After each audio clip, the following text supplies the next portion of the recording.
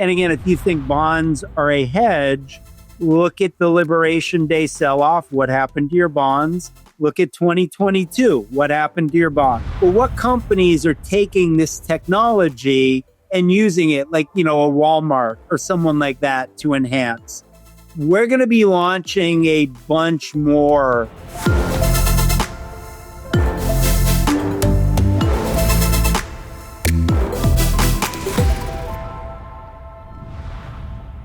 Hi, everyone, and welcome back to Lead Leg Live. I'm your host, Mel Schaefer. Today, I'm joined by Matthew Tuttle, CEO and CIO of Tuttle Capital. Matt, it's great to have you here.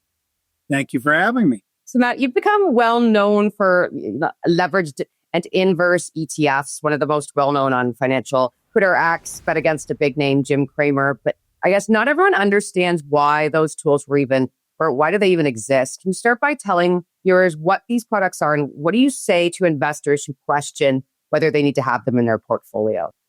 Yeah, so, we definitely see a lot of pushback from people on single name levered and inverse ETFs. How can you have an ETF for a single name? Leverage is bad. Oh my God. And really, what these are tools. And I am a big believer that more tools are better. Now, does that mean everyone is going to use the tools the right way? No. But, we strive very hard on things like this and through our website. And I'd write a daily newsletter to try to educate people on how to use things. Obviously, these are designed to give you 2x of the upside or the downside for one day only. Doesn't mean you can't hold it for more than a day.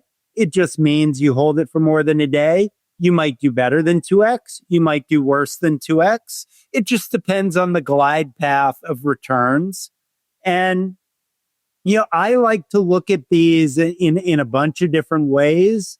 If you're bullish on a stock that's maybe trading at, $500 a share, and there's a levered ETF trading at 5, it allows you maybe to buy into a stock that you wouldn't have been able to buy into. Same thing on the options.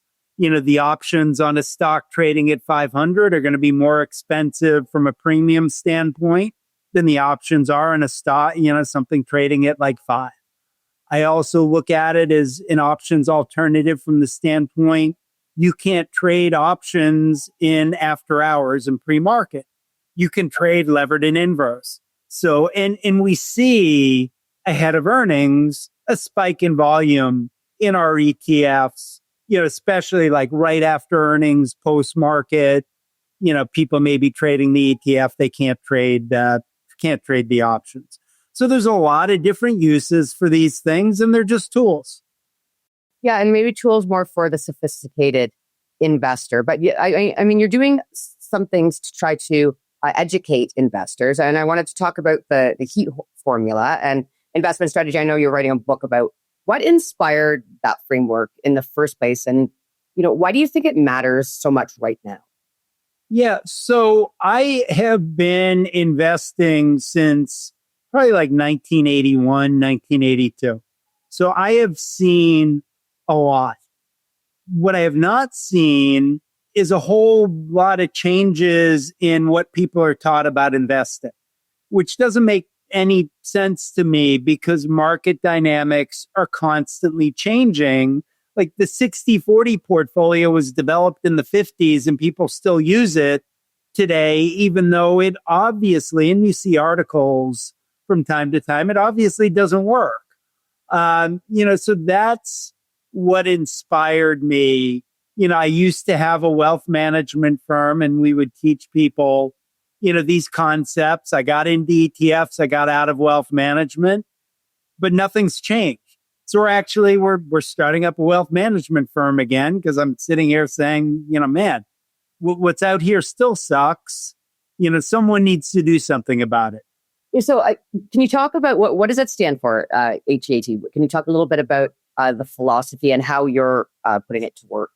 So yeah, the acronym HEAT, H is for hedges.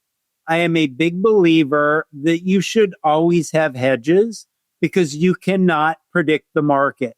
Look at the past couple of days. I mean, doom and gloom on Friday, then everything great. Then everything great on Monday, sell off again yesterday, and now a big rally again today. I mean, good luck figuring that stuff out. Now, but I'm also a big believer, bonds are not a hedge.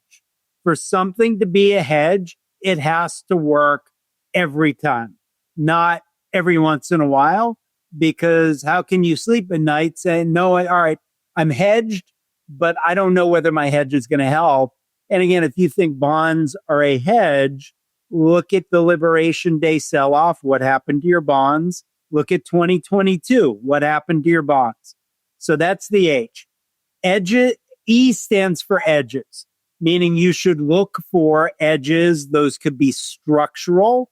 Those could be, an investment philosophy that's got some sort of moat to it, or it could be behavioral. So what I mean by that, one of the edges I love is buying puts on the VIX exchange traded products because of how they're structured and because of the fact that VIX needs a reason to stay elevated. Those products, if they did not reverse split all the time, would be trading at like a fraction of a penny. So most of the time, I'm going to own puts on those things. A strategy edge, we run a fund for these guys called Brendan Wood. And Brendan Wood's philosophy is they go out and they interview thousands of the top money managers in the country. And one of the things they ask them is what stock or stocks are you going to be buying more of or buying for the first time over the next 3 to 6 months? And they compile the top 25. I call that an edge with a moat because you and I couldn't do that. I could call up Steve Cohen. Hey, Steve, what are you going to be buying? He's not going to talk to me. Why he's talking to Brendan Wood is they put together these massive reports that if you talk to them, you get their report. So nobody can arb that edge out. A behavioral edge is something like RSI. So Larry Connors kind of discovered or created or modified, let's say, RSI in the early 90s, where he said, look, 2, 3, or 4 period RSI is predictive, and it still works. And it still works just as well today as it did in the 90s, because that is a behavioral edge based on the fact that individual investors tend to overreact both ways. Asymmetry is the A. That means you should design your portfolio and your trades to be asymmetric. Heads, I win a lot. Tails, I lose a little. We run a pre-merger SPAC ETF, SPCX. I love SPACs as an asymmetric trade, a pre-merger SPAC, because your downside is whatever cash and trust, unlimited upside. Call options, same deal. I know my downside, unlimited upside. And if you look at the top investors of all time, these are guys who know you cut your losses short, you let your profits run. And then the last one is the T, which is themes. You want to be invested in today and tomorrow's top themes, not diversified by style, asset class, factors, any of that stuff. You want to be diversified by whatever the top themes are today, and you want to have a sense of what those are going to be tomorrow. So that's the heat formula. Yeah, so talking more specifically about themes, can you talk about some of the ETFs in your current lineup that investors could look at to cover the T in themes?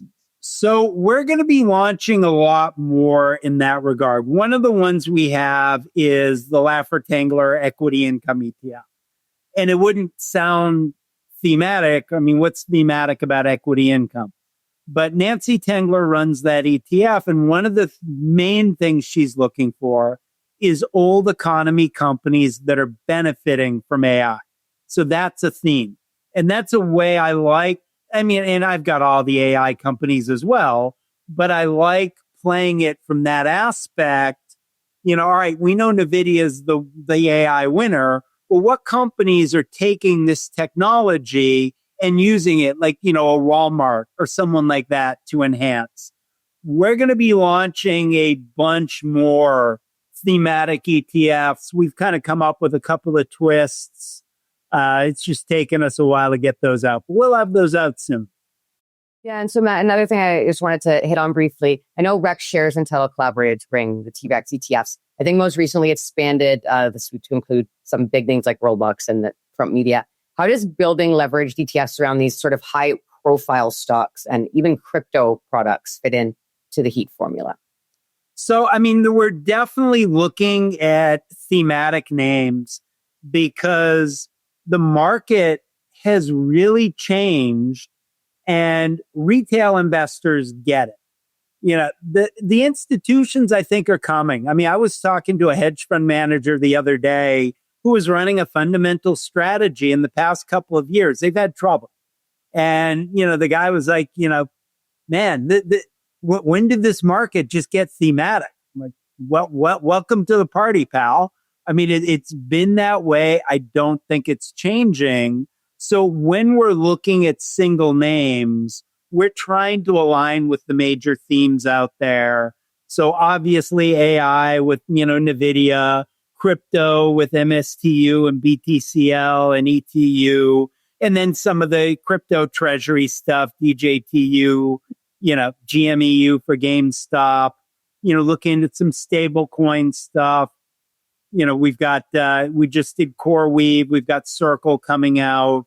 So we're looking at these thematic names because the guys trading this stuff realize it's not large cap, small cap growth value anymore. It's thematic.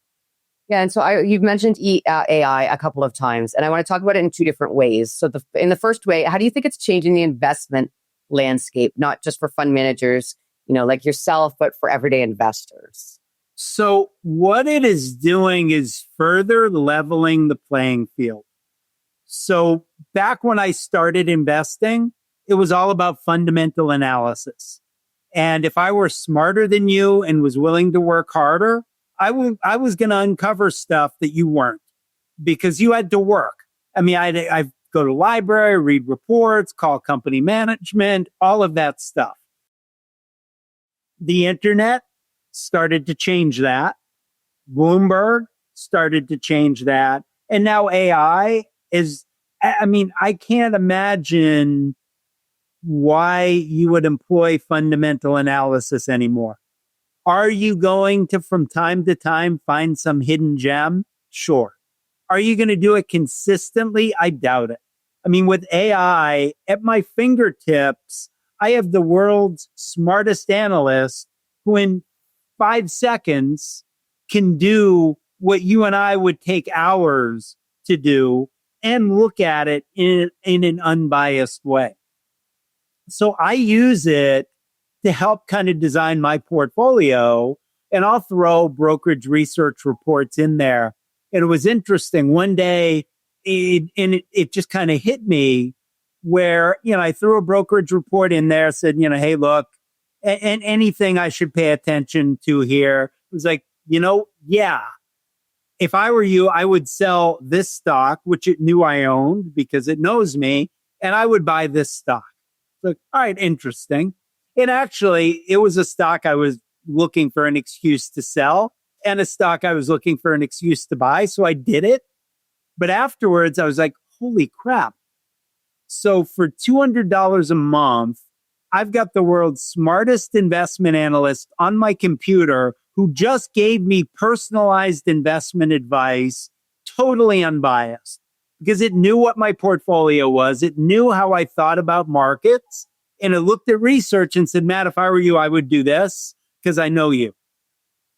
That's a game changer. Yeah, it is. And then so on the flip side, in terms of investing, where do you think we are within the AI cycle? Are evaluations starting to get too stretched? And what do you look at to judge that? So we just today in our newsletter wrote about the possibility of a bubble. That's always there, you know, in AI. You know, the problem is you just don't know. So, you know, are the valuations stretched? Yes. You know, when are we going to see the benefits from all this capital expenditures? Who knows? Are we going to see benefits from all these capital expenditures?